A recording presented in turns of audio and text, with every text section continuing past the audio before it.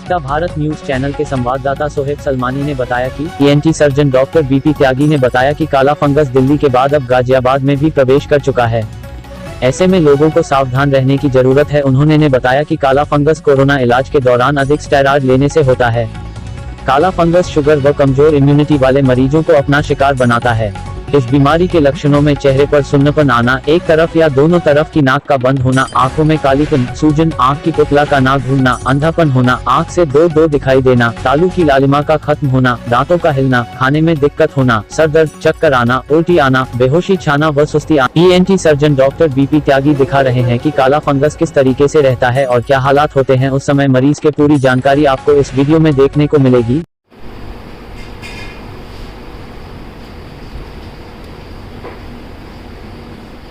ये आप देख रहे हैं, ये राइट नाक में काला फंगस है जो आँख तक पहुंचा हुआ है।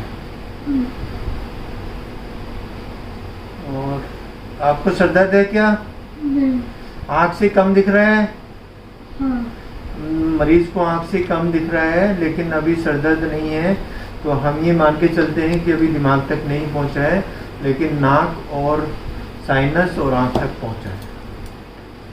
बंद करो ना है। आइए दिखाते हैं। मीडिया से बात करते हुए ईएनटी सर्जन डॉक्टर बीपी त्यागी ने क्या कहा।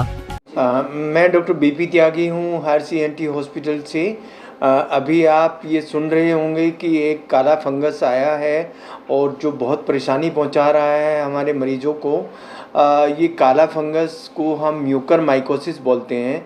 म्यूकर माइकोसिस एक इन्वेडिंग फंगस होता है जो स्किन में आता है। जैसे नाक में अगर वो गया तो वो फिर हड्डी पार करके आँख में जाएगा और फिर हड्डी पार करके ब्रेन में जाएगा। तो ये इसका रूट होता है, पैटर्न होता है इसका, और ये बहुत ही ख़तरनाक होता है। इसमें जो इनिशियल सिम्टम्स होते हैं, अगर कोई डायबिटीज़ का पेशेंट है और उसको कोविड भी रह चुका है तो उसको इंजेक्शन डिपोमेडोल दिया जाता है जो एक तरह का स्टेरॉयड है। स्टेरॉयड से उनकी शारीरिक क्षमता कम हो जाती है। वो जो शारीरिक क्षमता कम होती है उससे ये फंगस उनको लग जाता है।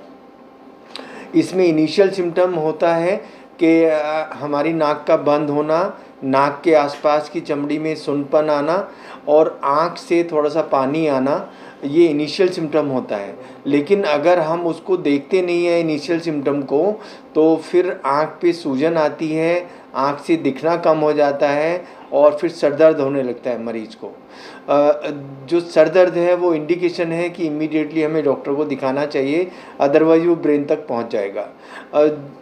ये फंगस का इलाज सिर्फ दो तरह का होता है कि इसको ऑपरेशन करके निकाला जाए साइनस से और आँख के हिस्से से, और उसके साथ साथ एक इंजेक्शन होता है एम्फोटेरिसिन बी, वो हमारे मरीज़ को 5 मिलीग्राम पर केजी के हिसाब से लगाया जाए। तो इससे उसको ठीक होने की संभावनाएं ज़्यादा रहती हैं।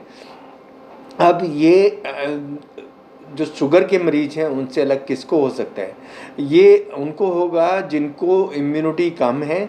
इम्यूनिटी कम वाले जो पेशेंट होते हैं वो कैंसर के पेशेंट हैं, या अभी वो जिनको कोई ऑर्गन ट्रांसप्लांट हुआ है उसके मरीज़ होते हैं। जैसे किसी का किडनी ट्रांसप्लांट हुआ है, किसी का लीवर ट्रांसप्लांट हुआ है, या वो कोई भी ऐसी सर्जरी हुई है, तो उसको भी ये, क्योंकि उनकी इम्यूनिटी कम होती है और अगर उनको कोविड में स्टेरॉयड दिया गया है तो और इम्यूनिटी कम हो जाती है, तो उनको ये जो काला फंगस है अपनी गिरफ्त में ले लेता है। इसका बचाव?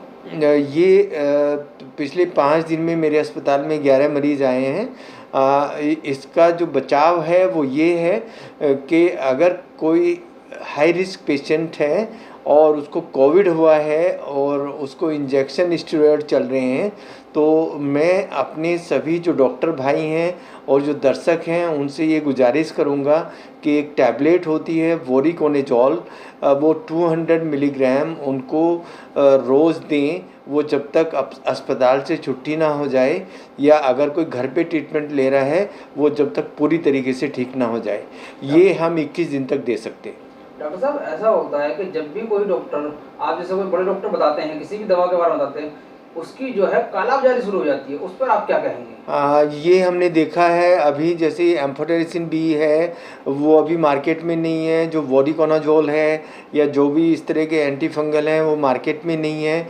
आज हमारी मीटिंग हुई थी डीएम साहब के साथ, तो उनको हमने इस बात से अवगत कराया और अवगत कराने के बाद उन्होंने आश्वासन दिया है कि जो भी कंसर्न पर्सन है जिससे हम दवाई मंगा रहे हैं आप उसको अपनी रिक्वेस्ट भेजिए। अगर वो हमें इंजेक्शन नहीं भेजता है तो आप हमें बताइए, तो उस पर हम सख्त कार्रवाई करेंगे।